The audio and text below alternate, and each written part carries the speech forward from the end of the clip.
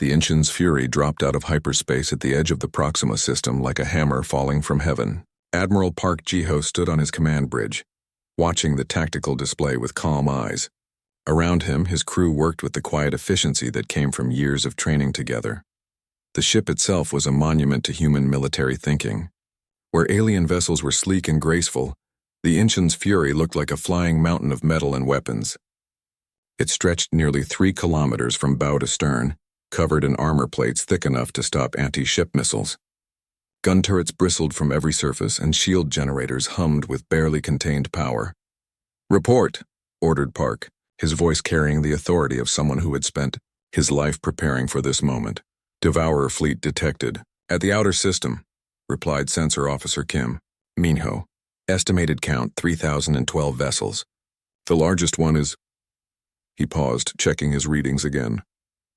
"Confirmed at 800 kilometers diameter. Distance to colony? 18 million kilometers and closing. At current speed, they'll reach Proxima in 4 hours. Park nodded. He had read every report about the Devourers that the Coalition had provided. Their ships were living things that could adapt to damage and learn from each battle. They had defeated every Coalition fleet sent against them by simply absorbing their attacks and growing stronger. But no one had tried the human approach yet. Navigation. Set intercept course. Chief Weapons Officer Ryu Minjae. Begin charging all primary batteries. Communications Officer Seo Da-yun. Contact the Coalition 4th Defense Fleet. Sir, Da-yun reported moments later. Admiral Telvar of the Coalition Fleet is requesting to coordinate our attack patterns. Tell him to stay back and watch, Park replied. This is going to get messy. The human battleship accelerated toward the advancing Devourer swarm. As they drew closer, the alien fleet became visible on the main screen. The sight made even hardened human veterans pause in shock. The Devourer ships looked like nightmares made real. Their hulls were not metal, but some kind of organic material that pulsed with veins of red light. Some ships had what looked like claws or teeth along their edges. Others sprouted tentacles that moved independently, searching for prey. The largest vessel, the one the crew had started calling the Prime Form, dominated the center of the fleet. It was not just big, it was impossibly vast. Cities could have been built on its surface. As they watched, smaller ships seemed to emerge from ports along its sides, like some terrible mother giving birth to destroyers. New contacts, reported Minho. Fast attack craft moving to intercept us. Count 400 and rising. Distance? 2 million kilometers and closing fast. Park turned to his weapons officer. Minjae, activate point defense grid. Full spread pattern. The Inchin's fury had been built according to human military doctrine, which said that any enemy fast enough to dodge your main guns should be killed by smaller weapons before it got close enough to matter. The ship carried over 200 point defense turrets, each one capable of tracking and destroying incoming missiles or small craft. As the Devourer scout ship swept toward them, space around the human battleship suddenly filled with deadly light.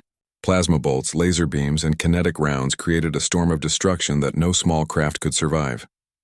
The alien scouts, expecting to overwhelm their target with speed and numbers, instead flew directly into a wall of overlapping fire.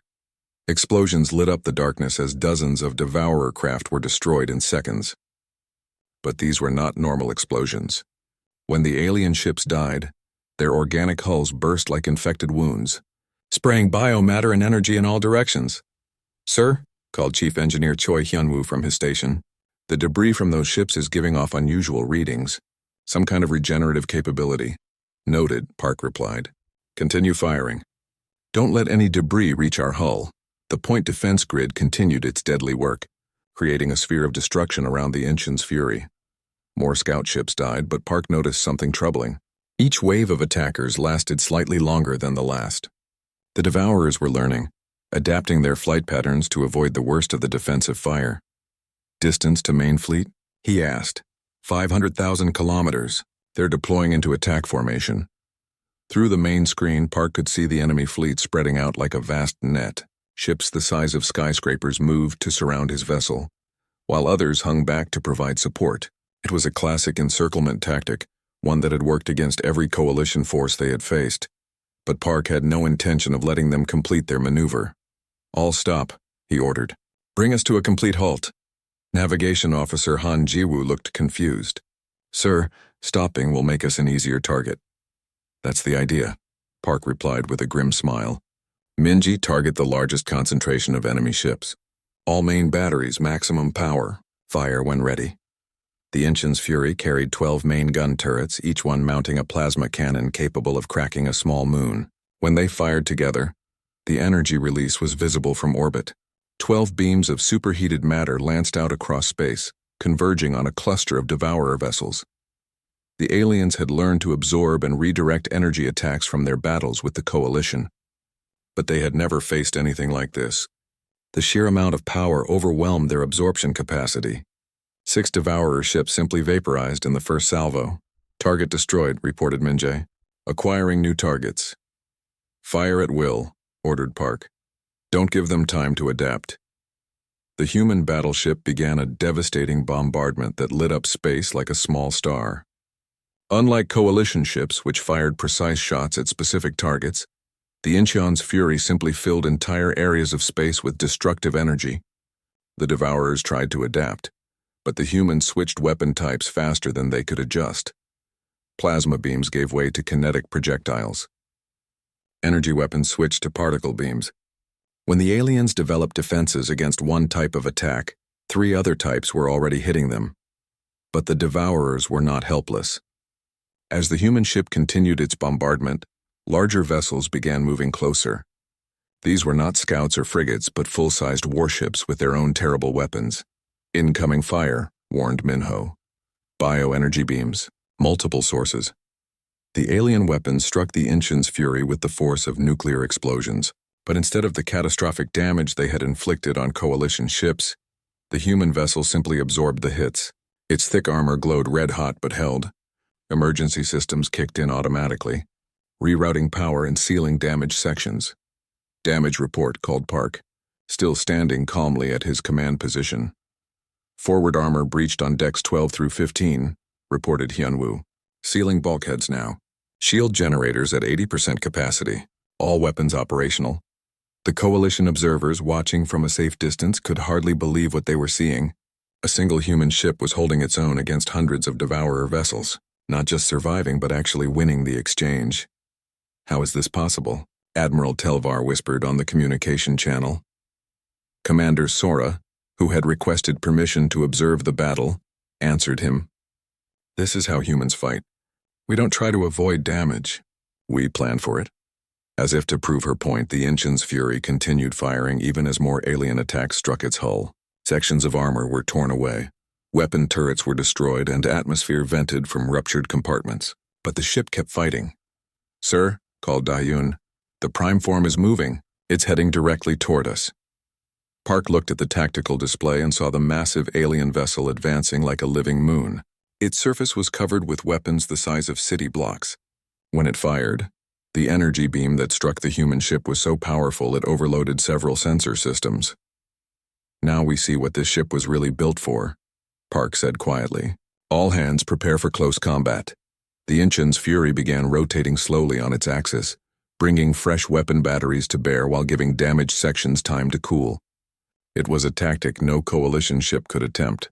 They were too fragile to absorb that much punishment, but human ships were built different. They were built to take a beating and keep fighting, and the galaxy was about to learn just how much punishment humanity's finest could endure. Captain Lee Taman stood on the bridge of his ship, watching the stars through the main window. The Gangwa was not a warship. It was built for exploring new worlds and making friends with alien races. Taman liked it that way. He had joined the Space Force to see the galaxy, not to fight wars. The galaxy was a peaceful place, or so everyone said. The Galactic Coalition had kept peace for thousands of years. They had rules about how to solve problems. Talk first, use money second, and only fight as a last choice. Even then, their fights were clean and quick. No one wanted messy wars anymore. Taman had met many alien races during his travels. The Villani could read minds and always knew what others were thinking. They were tall and thin with silver skin that glowed softly in the dark. The Korthak looked like walking crystals and could live for thousands of years. They built the most beautiful machines in the galaxy. The Nimari lived in gas clouds and could change their shape at will. All of them were much older and smarter than humans. Humans were new to the galaxy. Only 50 years ago, they had built their first ship that could travel faster than light. The aliens had watched them with interest. Humans were different from other races. They were loud and messy. They built things that were strong instead of pretty. Other races found this strange but not dangerous. The peace was broken when Taemin's communication officer, Lieutenant Han Jiwoo, received a strange message. Her face went pale as she listened to it through her headphones. "Captain," she said, her voice shaking, "you need to hear this." The message played through the bridge speakers. It was full of static and hard to understand. A Vellani voice spoke in panic, something Taemin had never heard before. Vellani were always calm and controlled. "This is Commander Veltar of the Coalition Defense Fleet. Unknown enemies have attacked Kepler 442c. Our weapons do not work against them. They are consuming our ships. The planet is lost. Any ship receiving this message, do not come here. Warn the Coalition. Tell them the Devourers have returned from the dark." The message ended with a terrible sound like metal being torn apart. Taemin felt cold. He had heard stories about the Devourers in old books, but everyone said they were just legends. Ancient tales told of creatures from the empty space between galaxies. They were said to eat entire star systems and grow stronger with each meal, but that was supposed to be just a story to scare children. "Sir," said Navigation Officer Kang Woojin, "Kepler 442c is only 2 days away at maximum speed. Should we investigate?" Taemin thought about it. The Gangwa had good sensors and could stay hidden if needed. Maybe they could find out what really happened and report back to Earth.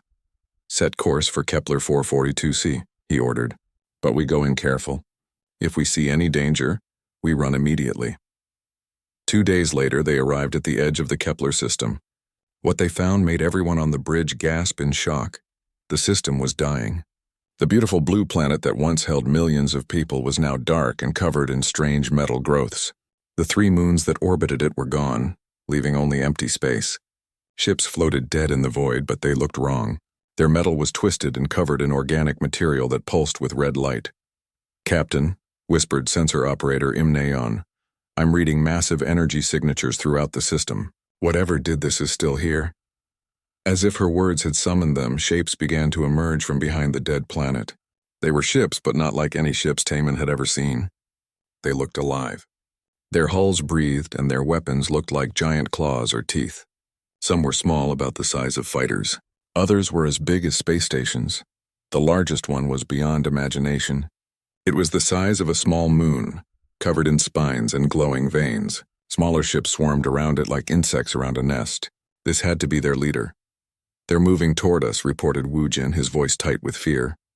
"All stop," ordered Taemin. "Cut all power except life support. Maybe they won't notice us." The alien ships swept through space like a pack of hunting animals. They moved in perfect coordination, as if they shared one mind. As Taemin watched, he saw them approach the wreckage of Coalition ships. Instead of just destroying them, the alien vessels extended long tentacles that wrapped around the debris.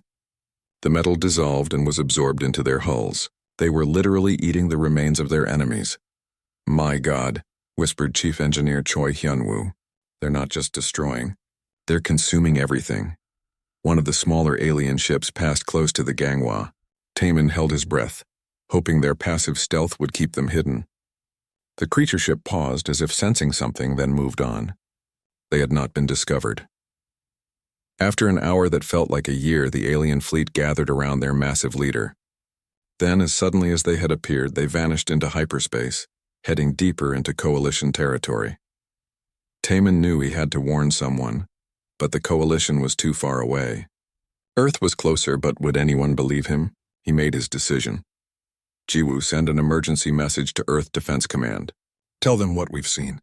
Use the maximum power burst transmission. Sir, that will give away our position if any of those things are still around. Do it anyway. Someone has to know what's coming. The message was sent. 3 hours later, they received a reply that surprised everyone.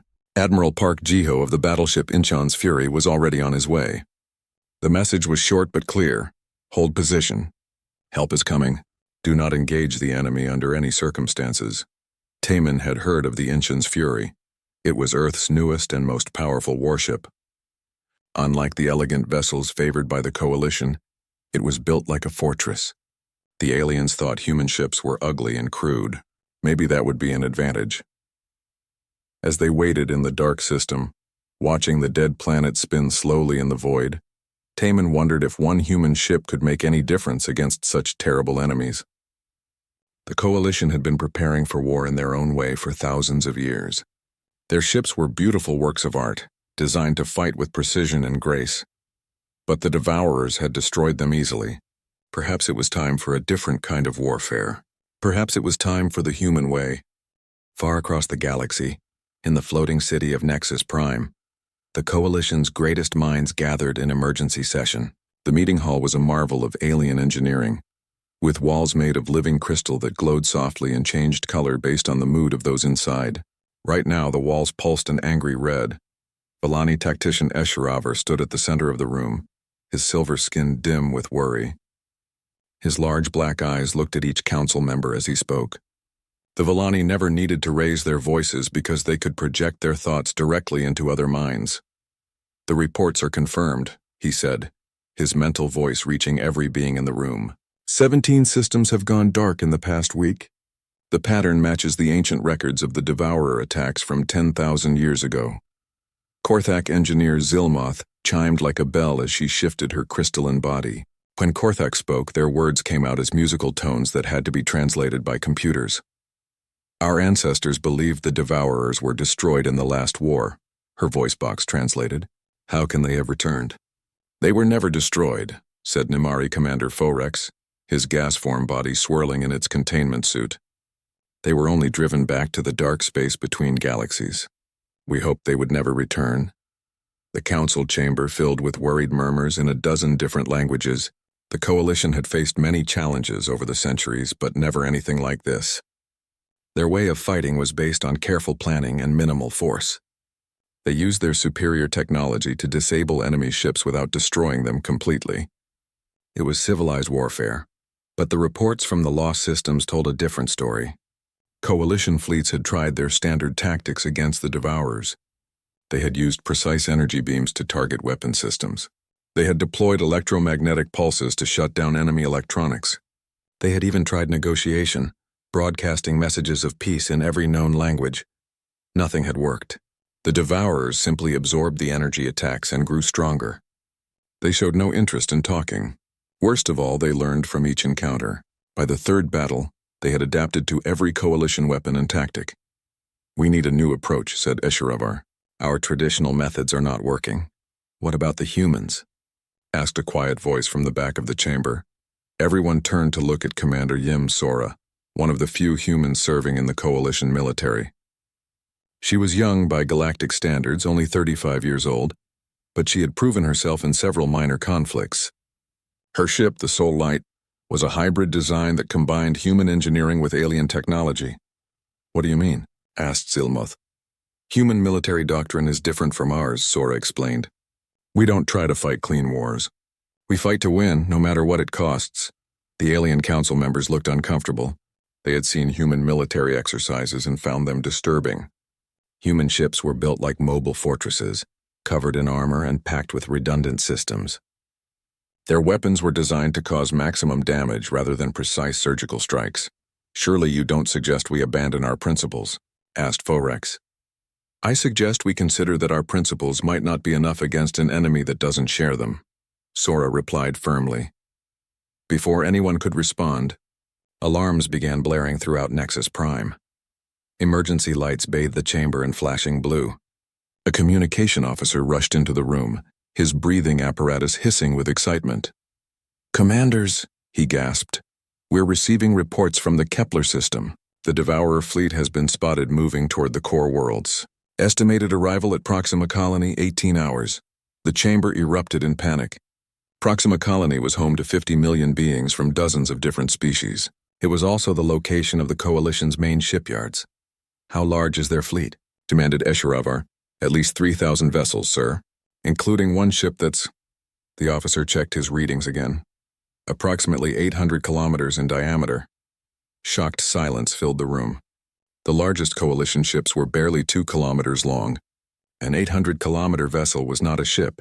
It was a small moon with weapons. "What forces do we have available?" asked Zilmoth. The 4th Defense Fleet is patrolling near Proxima. 47 ships total. The nearest reinforcements are 6 days away. Commander Sora stood up suddenly. There is one ship closer than that. All eyes turned to her. The human battleship Incheon's Fury is currently investigating the Kepler incident. Admiral Park Ji-ho could reach Proxima in 12 hours if he pushes his engines to maximum. One ship? Scoffed a Vellani admiral. What difference could one ship make against 3,000? Sora's jaw tightened. You've never seen a human battleship fight. We've seen the specifications, said Eshravar. It's crude compared to our vessels. Too much armor, too many weapons, not enough grace or efficiency. That's exactly why it might work, Sora shot back. The Devourers have been fighting ships designed like yours for millennia. They know how to counter precision and elegance, but they've never fought anything built to simply absorb damage and keep shooting. The council debated for precious minutes while the clock ticked toward disaster. Finally, Eshravar made the decision. Send the message to Admiral Park. Request his assistance at Proxima Colony. Also, order the 4th Defense Fleet to delay their engagement until the human ship arrives. And if the Admiral refuses? Asked Zilmoth. Commander Sora smiled grimly. He won't refuse. Humans don't run from fights, especially when civilians are in danger. The message was sent on high-priority channels that crossed the galaxy in minutes. The reply came back even faster than expected. Incheon's Fury responding. Understood situation. Proceeding to Proxima at maximum speed. Will engage enemy regardless of support. Admiral Park sends. Reading the message aloud, the communication officer looked confused. Sir, there's something else. The human ship is requesting that all coalition forces maintain minimum safe distance during the engagement. Why? Asked several voices at once. Commander Sora's smile grew wider. Because you're about to see why human ships look the way they do. And trust me, you don't want to be too close when Admiral Park starts shooting. Across the galaxy, the Incheon's Fury changed course and accelerated toward Proxima Colony. Its massive engines burned bright against the darkness of space, pushing the ship faster than it had ever traveled before. In the command center, Admiral Park Ji-ho studied the tactical reports and began planning humanity's first real battle for the fate of the galaxy. The coalition had tried to stop the Devourers with precision and grace. Now it was time to try overwhelming firepower and stubborn human determination. The galaxy was about to learn that sometimes the crude approach was exactly what the situation required. The Devourer Prime form was like nothing any living being had ever seen in battle. As it approached the Incheon's Fury, its true size became clear. The human battleship, mighty as it was, looked like a toy beside the alien monster. The Prime form's surface was covered in what looked like cities, but these were weapons installations and biomanufacturing centers that could create new ships during battle. Admiral Park watched the approaching nightmare with steady eyes. His crew had trained for impossible situations, but this was beyond anything they had imagined. Still, they held their positions and waited for orders. Sir, reported Sensor Officer Kim Min-ho, the Prime form is showing massive energy buildup, multiple weapon systems charging. Distance, 50,000 kilometers and closing. Park knew that at this range, the aliens' main weapons would be devastating. But he also knew something the Devourers had not learned yet. Humans fought differently when cornered. Chief Engineer Hyunwoo, prepare Protocol Taeguk. Hyunwoo's face went pale. Protocol Taeguk was the Incheon's Fury's most secret and dangerous battle plan. It had never been tested in real combat because it required the crew to risk their own ship in ways that seemed like suicide. Sir, are you certain? Once we begin, there's no going back, I'm certain. This is what we trained for. Across the galaxy, the coalition fleets watched in growing amazement as the lone human ship continued to fight against impossible odds. Admiral Telvar of the 4th Defense Fleet had seen many battles, but nothing like this. They should retreat, he said to his bridge crew. One ship cannot defeat that entire fleet. Commander Yim Sora, monitoring the battle from her own vessel, shook her head. You still don't understand. Humans don't retreat from fights like this. They find a way to win or they die trying. That's madness, that's humanity. The Prime form opened fire with every weapon it possessed. Energy beams thick as starships struck the Incheon's Fury from dozens of angles. The human ship's shields flared and collapsed under the assault. Armor plating vaporized. Entire sections of the hull were torn away, but the ship kept fighting. Damage report. Called Park over the noise of alarms and explosions. Forward sections destroyed. Hyunwoo reported, his voice strained. We've lost main power to decks 1 through 20. Backup generators online. Weapons reduced to 60% capacity. Life support? Stable, but barely. We're venting atmosphere from 17 breaches. Despite the damage, the Inchon's fury continued its bombardment. Human weapons technology was different from what the galaxy was used to. Where alien ships used energy efficiently, human ships used it wastefully but effectively. Their plasma cannons overcharged themselves with each shot, burning out components that were designed to be quickly replaced. "Sir," called Weapons Officer Ryu Minjay, "I've got a clear shot at what looks like a critical system on the Primeform's surface. Permission to use the quantum disruptor?" Park hesitated. The quantum disruptor was their most powerful weapon, but it was also experimental. No one was sure what would happen if it was used at close range. "Fire," he ordered. The quantum disruptor was not like other weapons. Instead of destroying matter with heat or force, it made the basic particles that held matter together become unstable. When it fired, a section of the Primeform's surface simply stopped existing, not destroyed, not vaporized, simply gone, leaving a perfectly spherical hole 10 kilometers wide. The alien vessel shuddered as systems failed throughout its massive structure. For the first time in the battle, the Devourers seemed surprised. They had adapted to every coalition weapon, but this was something entirely new. But the Primeform was too large for even that weapon to cripple. Biomatter flowed to seal the wound, and new weapons sprouted from the healing tissue. The creature was regenerating faster than they could damage it. "It's learning," reported Minjay. "Energy readings show it's adapting to our quantum frequency." Park made a decision that would have shocked any alien commander. "All ships, this is Admiral Park. Begin Protocol Tagook. We're going in close." The Inchon's fury suddenly accelerated directly toward the Primeform. To the watching coalition forces, it looked like a suicide attack. The human ship was flying straight into the most heavily defended target in the galaxy. "What are they doing?" gasped Telvar. Sora watched with growing understanding. Something only humans would try. As the Inchon's fury approached the Primeform's surface, smaller Devourer ships swarmed to intercept it. But the human point defense grid was still operational, creating a corridor of destruction through the alien formations. Ships exploded around them as the battleship drove deeper into the enemy fleet. At 500 meters from the Primeform's surface, Park gave his next order. "All stop. Extend boarding tubes." Minjay, arm all internal charges. The bridge crew stared at him in shock. "Sir," said Navigation Officer Han Jiwoo, "you want us to board that thing?" "Not board," Park replied grimly. "Feed ourselves to it." Now the coalition observers understood. The Inchon's fury was not trying to destroy the Primeform from outside. It was positioning itself to be consumed by the alien vessel, but on human terms. Massive tentacles erupted from the Primeform's surface, wrapping around the human ship's hull. Bioacid began eating through the armor, preparing to digest the vessel and add its technology to the alien collective. This was how the Devourers had always won, by consuming their enemies and learning from them. But humans, as always, had prepared for this possibility. "Hull breach in sections 40 through 60, reported Hyunwoo. "Alien biomatter entering the ship." "Good," said Park. "Begin Phase 2. Throughout the Inchon's fury, hidden systems activated. Every section that the aliens consumed was loaded with quantum viruses, computer programs designed to disrupt biomechanical systems. Explosive charges were set to detonate not when the ship was destroyed, but when it was partially digested. The Devourers had evolved to consume other civilizations and add their knowledge to their own. But they had never tried to consume something that was specifically designed to poison them from the inside. As alien biomatter flowed through the ship's corridors, it encountered not just human technology but human tactics. Emergency bulkheads slammed shut, trapping sections of the creature inside small spaces where hidden weapons could destroy them. Corridors filled with acid designed to dissolve organic material. Air vents released gases that disrupted bioelectrical systems. "Hull breach at 70%, Hyunwoo reported. "But the virus packages are deploying successfully. The alien systems are showing signs of disruption." On the surface of the Primeform, coalition sensors detected something unprecedented. The massive alien vessel was beginning to malfunction.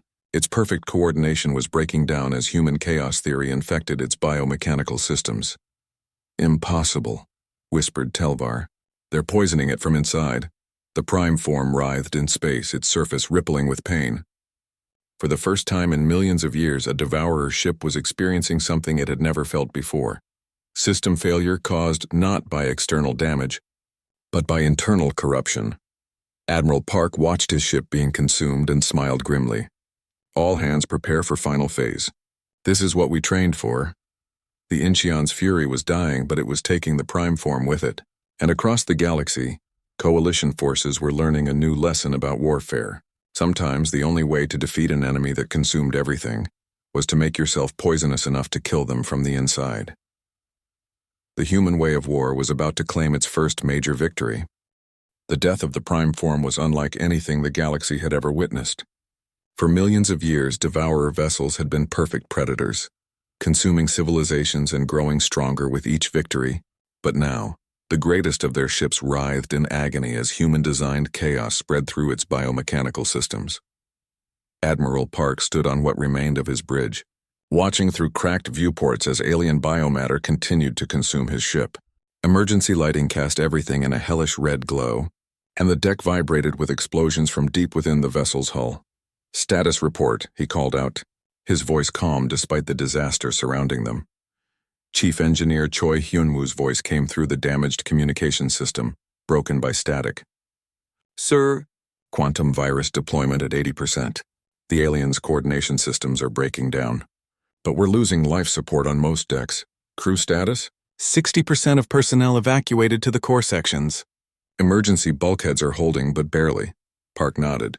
Protocol Tiguk had always been designed as a last resort, a way to ensure that even in defeat, humanity would exact a terrible price from its enemies. The Incheon's fury was dying, but it was taking the prime form with it. Through the bridge windows, he could see the surface of the massive alien vessel. What had once been perfectly coordinated biomechanical systems were now in chaos. Weapons installations fired randomly in all directions. Transport tubes leaked atmosphere into space. Whole sections of the hull flickered between different states as competing biological imperatives fought for control. "Sir," called Sensor Officer Kim Minho from his damaged station, "I'm reading massive energy fluctuations throughout the prime form. Their power grid is becoming unstable." "Good," Park replied. "That means the virus is reaching their primary systems." The quantum viruses were humanity's most sophisticated weapon against biomechanical enemies. Unlike normal computer viruses, these programs worked at the quantum level, introducing uncertainty and chaos into systems that depended on perfect biological coordination. Each virus was designed to replicate and spread, carrying random variables that made adaptation impossible. But the viruses alone would not be enough to kill something as vast as the prime form. That's where the second part of Protocol Taiguk came into play. "Weapons Officer Ryu Minjae," Park called out, "are the internal charges ready?" Minjae's response was barely audible over the sound of tearing metal. "All charges armed and synchronized, sir. Waiting for your order." Throughout the Incheon's fury, hidden explosive devices had been placed in every critical system, not to destroy the ship quickly, but to create maximum damage when the vessel was partially consumed. The charges were timed to detonate when alien biomatter had penetrated deep enough to carry the explosions into the prime form's own systems. "Detonate in sequence," Park ordered. "Begin with the reactor cores." The first explosions came from the ship's power systems. Nuclear reactors designed to be stable for decades suddenly became uncontrolled weapons, pouring radiation and energy into the alien biomatter that surrounded them. The prime form's absorption systems, evolved to handle normal energy weapons, could not cope with the direct injection of stellar-level heat and radiation. More explosions followed in a carefully timed sequence. Fuel storage tanks, weapon magazines, and life support systems all became bombs that detonated inside the alien vessel. Each blast was small compared to the prime form's massive size, but they were positioned perfectly to cause maximum system disruption. From his observation post aboard the coalition vessel Soul Light, Commander Yim Sora watched the battle with a mixture of pride and sorrow. The Incheon's fury was being destroyed, but Admiral Park and his crew were proving that human determination could overcome any enemy. "The prime form is breaking apart," reported her sensor operator. "Internal explosions are spreading throughout its structure." On the main display, they could see sections of the massive alien vessel beginning to separate. The creature that had seemed invincible was now dying from the inside, poisoned by human ingenuity and determination. Admiral Telvar of the Coalition 4th Defense Fleet opened a communication channel. "Commander Sora, can your people survive what they're doing to themselves?" "Some of them," she replied quietly. Admiral Park designed Protocol Tiguk to save as many crew members as possible while still destroying the enemy. The core sections of the ship are heavily shielded, but even as she spoke, more explosions rocked the Inchen's fury. The ship that had been humanity's pride was becoming a weapon of mass destruction, taking the galaxy's greatest enemy with it into death. Inside the dying prime form, the quantum viruses had reached critical systems. The alien vessel's ability to coordinate its smaller ships began to fail. Across the battlefield, thousands of Devourer craft suddenly found themselves cut off from their controlling intelligence. Some ships simply stopped moving, their biological pilots unable to function without the prime form's guidance. Others began attacking each other as corrupted signals told them that nearby vessels were enemies. The perfect unity that had made the Devourer fleet so dangerous was collapsing into chaos. "Sir," Minho reported, "the smaller enemy ships are withdrawing. They're retreating from the system." Park allowed himself a small smile. Even creatures like that can feel fear when their god dies. The final phase of Protocol Tiguk began as the Inchen's Fury's core systems overloaded. The ship's main power grid, already damaged by alien consumption, was pushed beyond its limits. Energy feedback coursed through every remaining system, turning the vessel into a massive electromagnetic pulse generator. The pulse, when it came, was visible from orbit. It swept outward from the dying ships in a sphere of pure energy, disrupting electronics for thousands of kilometers in all directions. The remaining Devourer vessels, their biomechanical systems already weakened by the quantum viruses, simply shut down. In the sudden silence that followed, only the Inchen's Fury's emergency beacon continued to transmit. The signal was weak but clear. "This is Admiral Park Jiho, mission accomplished. Prime form destroyed. Requesting immediate evacuation for survivors." Coalition rescue ships raced toward the wreckage, navigating carefully through the debris of the greatest space battle in galactic history. What they found was a human crew that had sacrificed everything to save civilizations they had never met. Of the Inchen's Fury's original crew of 3,000, only 800 had survived in the ship's protected core sections. But their sacrifice had been worthwhile. The prime form was dead, its fleet scattered, and the Devourer invasion had been stopped. As Admiral Park was carried aboard a Coalition medical vessel, still insisting he could walk despite his injuries, he looked back at the wreckage of his ship. The Inchen's Fury had been more than just a warship. It had been a statement of human military philosophy. They didn't fight to look good or to minimize casualties. They fought to win, no matter what it cost. "Admiral," asked the Villani medical officer treating his wounds, "how did you know that plan would work?" Park's answer would become legend throughout the galaxy. "Because humans don't just plan for victory. We plan for defeat. And we make sure that even our defeats cost the enemy more than they can afford." The galaxy had learned a new lesson about warfare. Sometimes the only way to defeat a perfect enemy was to be perfectly willing to destroy yourself in the process. It was a lesson that would change everything.